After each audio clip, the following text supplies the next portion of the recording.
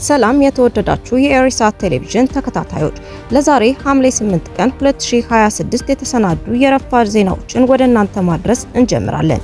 እንድትከታተሉን በአክብሮት እንጠይቃለን። አበይት ነጥቦቹን በቅድሚያ የውጭ ጉዳይ ሚኒስቴር ዶክተር ጌዲዮን ከሩሲያ አቻቸው ጋር የሁለትዮሽ ትብብር በማጠናከር ጉዳዮች ላይ ተወያዩ። በሱዳን ጦርነት ባለፉት 6 ወራት ውስጥ ከ300 በላይ ህጻናት መገደላቸውን ወይም መቁሰላቸውን ዩኒሴፍ አስታወቀ። ኢራን አሜሪካ የመግባቢያ ሰነዱን ጥሳለች በማለት ከሰሰች። አሜሪካ በኢራን ላይ የአየር ጥቃት ፈጸመች።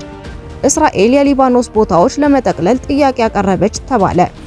ስዊዘርላንድ 8ኛዋ የሩብ ፍጻሜን የተቀላቀለች ሀገር ሆናለች። አርጀንቲና ግብፅን በማሸነፍ ወደ ሩብ ፍጻሜው ተሸጋገረች። ሃላንድ በመጀመሪያ የዓለም ዋንጫ ተሳትፎ ትልቁ ተስፋ ተጥሎበት ይገኛል። ወደ ዝርዝር ዜናዎች እናልፋለን።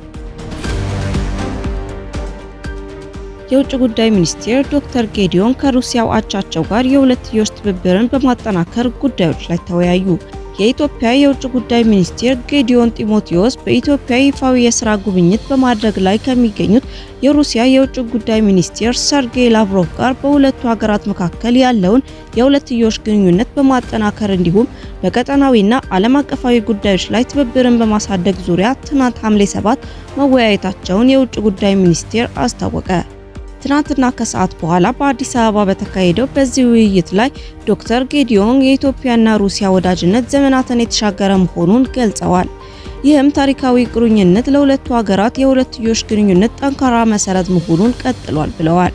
ሚኒስትሩ የሁለቱ የውጭ ጉዳይ ሚኒስትሮች የጋራ ትኩረት በሆኑ ቀጠናዊና ዓለም አቀፋዊ ክስተቶች ዙሪያ ሀሳብ የተለዋወጡ ሲሆን ለረጅም ጊዜ ከዘለቀው የፖለቲካና የዲፕሎማሲ ግንኙነታቸው ባሻገር ትብብራቸውን ይበልጥ ማሳደግ በሚቻልባቸው መንገዶች ላይ መክረዋል ብለዋል።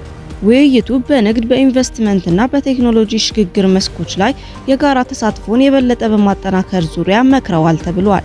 ሁለቱም ወገኖች የምጣኔ ሀብት ትስስራቸውን ይበልጥ ማጠናከር የሚያስችሉ እድሎችን ማሳሳቸውም ተገልጿል።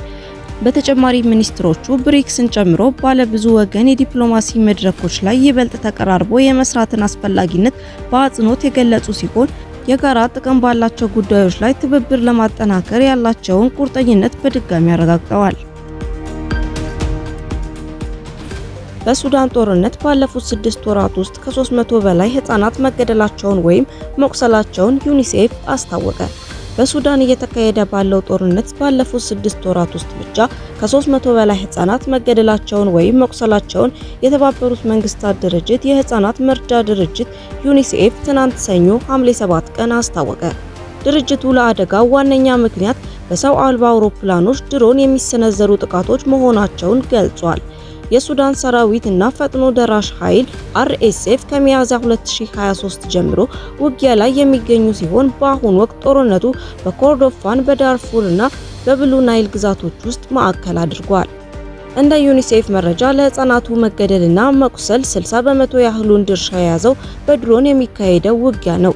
የተባበሩት መንግስታት ድርጅት፣ አሜሪካ፣ ዩናይትድ ኪንግደም እና ሌሎች ወገኖች ፈጥኖ ደራሽ ኃይል RSF እና የመንግስት ጦር በሰሜን ኮርዶፋን የምትገኘውን ስትራቴጂካዊቷ አልኡበይድ ከተማ ለመቆጣጠር በሚያደርጉት ውጊያ ሳቢያ ሊፈጸሙ ስለሚችሉ አሰቃቂ ድርጊቶች ስጋታቸውን ገልጸዋል።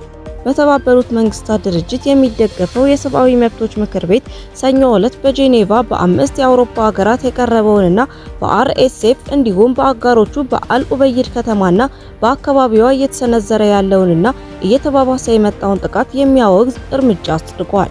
ያለምንም ድጋፍ አሰጣጥ የጸደቀው ይህ እርምጃ ከሱዳን የሚሰደዱ ስደተኞችን ለሚያስተናግዱ ሀገራት ከፍተኛ ድጋፍ እንዲደረግ የሚያበረታታ ሲሆን በጦርነቱ ውስጥ የሚደረጉ ማንኛቸውንም አይነት የውጭ ጣልቃ ገብነቶችን ያወግዛል። ይህ ግጭት እስካሁን ቢያንስ 59000 ሰዎችን ለህልፈት የዳረገ፣ ወደ 13 ሚሊዮን የሚጠጉ ነዋሪዎችን ያፈናቀለና በርካታ የሱዳን ክፍሎችን ወደ ረሃብ ቀውስ የገፋ ነው። በአሁኑ ወቅት ከ30 ሚሊዮን በላይ የሚሆኑ ሰዎች ሰብአዊ እርዳታን ይፈልጋሉ። የድሮን ጥቃቶችና ከባድ መሳሪያዎች ተኩስ ትምህርት ቤቶችን፣ ገበያዎችን፣ የነዳጅና የውሃ ማከፋፈያ ጣቢያዎችን ጨምሮ ሲቪል መሰረተ ልማቶችን ኢላማ ያደረጉ በመሆናቸው ከ500,000 በላይ ሰዎችን ለአደጋ አጋልጠዋል። በአንዳንድ አካባቢዎች የሚገኙ ሲቪሎች ለ1 ዓመት ከሚበልጥ ጊዜ በላይ ከበባ በሚመስል ሁኔታ ውስጥ ለመኖር ተገደዋል። በሱዳን የዩኒሴፍ ተወካይ ሼልደን የት ህጻናት ማብቂያ በሌለው የጥቃት የመፈናቀልና የችግር አዙሪት ውስጥ ይገኛሉ ብለዋል። የተባበሩት መንግስታት ድርጅት በጦርነቱ ላይ የተሳተፉ ወገኖች ሲቪሎችንና ሲቪል መሰረተ ልማቶችን እንዲጠብቁ ደህንነቱ የተጠበቀ ፈጣንና ያልተገደበ ሰብአዊ ተደራሽነትን እንዲያመቻቹ እንዲሁም ህጻናትን ከጉዳት ለመጠበቅ የተቻለውን ሁሉ እርምጃ እንዲወስዱ ጥሪ አቅርበዋል። በሌላ በኩል ከሱዳንና ግብጽ ድንበር አቅራቢያ በሚገኘው የዋዲ ሀልፋ ወረዳ ውስጥ ስራ ያቆመ የወርቅ ማዕድን ማውጫ በከፊል በመደርመሱ ምክንያት ቢያንስ 15 ባህላዊ ወርቅ አውጪዎች ሰኞ ዕለት መሞታቸውን ባለስልጣናት አስታውቀዋል። ኢራን አሜሪካን የመግባቢያ ሰነዱን ጥሳለች በማለት ከሰሰች። የኢራን ውጭ ጉዳይ ሚኒስቴር አሜሪካ በኢራን የነዳጅ ሽያጭ ላይ ተጥሎ የነበረውን ማዕቀብ በጊዜያዊነት የሚያነሳውን ውሳኔ በመሰረዝ የመግባቢያ ሰነዱን አንቀጽ 10 በግልጽ ጥሳለች ሲል ከሰሰ። ሚኒስቴሩ ባወጣው መግለጫ የአሜሪካ ግምጃ ቤት የወሰደው እርምጃ ሰኔ 18 የተፈራረመውን የመግባቢያ ሰነድ የጣሰ ነው በማለት አውግዞታል። ስምምነቱ ከተፈረመ ከ20 ቀናት ባነሰ ጊዜ ውስጥ የተላለፈው ይህ ውሳኔ የአሜሪካ አስተዳደር ታማኝነት የጎደለው መሆኑን ያሳየና ሊታመን የማይችል መሆኑን ያረጋገጠ ነው ሲል ሚኒስቴሩ ገልጿል። በተጨማሪም ዋሽንግተን በቀጥታም ሆነ እስራኤል በሊባኖስ ላይ በምትወስደው እርምጃ በተዘዋዋሪ የመግባቢያ ሰነዱን ክፍሎች ደጋግማ መጣሷን በመግለጫው በክስ መልክ ተነስቷል። በሌላ በኩል የአሜሪካ ማዕከላዊ እዝ በኢራን ኢላማዎች ላይ ተከታታይና ጠንካራ ጥቃቶችን መፈጸሙን የሚያሳይ መግለጫ አውጥቷል።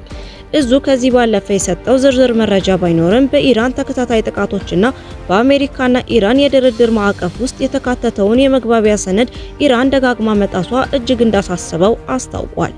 ከዚህ ቀደም የአሜሪካ ግምጃ ቤት በመግባቢያ ሰነዱ መሰረት ኢራን ነዳጅ ወደ ውጭ እንድትልክ ፈቅዶ የነበረው ማዕቀብ የማንሳት ውሳኔ ሰርዞ ነበር። ግምጃ ቤቱ እንዳብራራው ከሆነ ይህ የማዕቀብ ማንሳት ውሳኔ በቅድመ ሁኔታዎች ላይ የተመሰረተ እንደነበርና ኢራን እነዚህን ቅድመ ሁኔታዎች ባለማሟላታ ስረዛው ተፈጽሟል። በመሆኑም የነዳጅ ማዕቀቦች ከሐምሌ 17 ጀምሮ ሙሉ ለሙሉ እንደሚነሱ ይጠበቃል ብሏል። አሜሪካ በኢራን ላይ የአየር ጥቃት ፈጸመች። የአሜሪካ ማዕከላዊ እዝ ኃይሎቹ በኢራን ላይ ተከታታይና ጠንካራ የአየር ጥቃቶችን መክፈታቸውን አስታውቋል። እዙ በኤክስ ማህበራዊ ትስስር ገጹ ላይ ባወጣው መግለጫ ይህ ጥቃት የተፈጸመው ኢራን በዓለም አቀፍ የውሃ መስመር ላይ በሚጓዙና ንጹሃን በሚገኙባቸው የንግድ መርከቦች ላይ ላደረሰችው ጥቃት ከባድ ዋጋ እንድትከፍል ለማድረግ መሆኑን ገልጿል። የአሜሪካው እርምጃ ኢራን በሆርሙዝ ባህረ ሰላጤ እያቋረጡ በነበሩ 3 የንግድ መርከቦች ላይ ለፈጸመችው ጥቃት የተሰጠ ምላሽ መሆኑን መግለጫው አብራርቷል። ማዕከላዊ እዙ የኢራንን ድርጊት ምክንያት አልባ አደገኛና የተኩስ አቁም ስምምነቱን በግልጽ የጣሰ ሲሉ በጽኑ ኮንነውታል። ይህንኑ የአሜሪካን ጥቃት ተከትሎ በደቡባዊ ኢራን በሚገኙት ሲሪክና ቄሽም አካባቢዎች በርካታ ፍንዳታዎች መሰማታቸውን የኢራኑ ፋርስ የዜና ወኪል ዘግቧል። የኢራን መንግስታዊ ቴሌቪዥን እንዳረጋገጠው በሆርሙዝ ባህረ ሰላጤ አካባቢ በምትገኘውና ኢራን በባህረ ሰላጤው ላይ ያላትን ቁጥጥር ለማስጠበቅ ከፍተኛ ጂኦ ስትራቴጂካዊ ጠቀሜታ ባላት ትልቋ የቄሽም ደሴት ላይ ቢያንስ 6 ፍንዳታዎች ተሰምተዋል። የፍንዳታዎቹ ትክክለኛ መነሻ ግን ወዲያውኑ አልታወቀም። በተጨማሪም ሌላኛው ስትራቴጂካዊ ስፍራ በሆነውና ባህረ ሰላጤውን በቅርበት በሚቆጣጠረው የሲሪክ ወደብ አቅራቢያ ቢያንስ 7 ፍንዳታዎች መሰማታቸውን መንግስታዊ ቴሌቪዥኑ አክሎ ዘግቧል። በቅርቡ የመግባቢያ ሰነድ ከተፈረመበት ጊዜ አንስቶ ከፍተኛ ውጥረት በነገሰበት በዚህ የሆርሙዝ ባህረ ሰላጤ አካባቢ የተገደቡ ግጭቶችና መፋጠጦች በተደጋጋሚ እየተስተዋሉ ይገኛሉ። እስራኤል የሊባኖስ ቦታዎች ለመጠቅለል ጥያቄ ያቀረቡ ተባለ።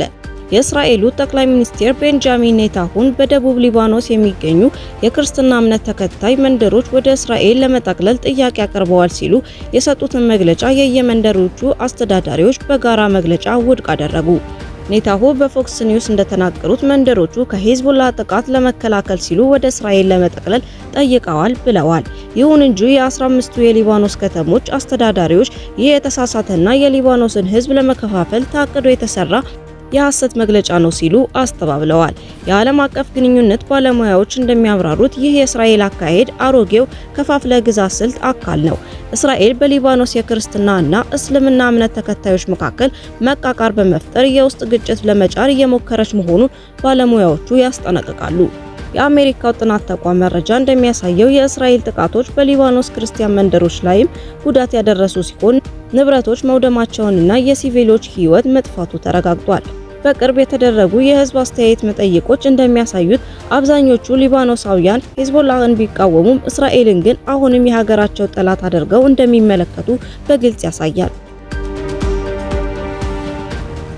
ስዊዘርላንድ 8ኛዋ ሩብ ፍጻሜውን የተቀላቀለች ሀገር ሆናለች። በ23ኛው ዓለም ዋንጫ የ16ቱ ሀገራት ጥሎ ማለፍ የመጨረሻው ጨዋታ ስዊዘርላንድ ኮሎምቢያን አሸንፋለች።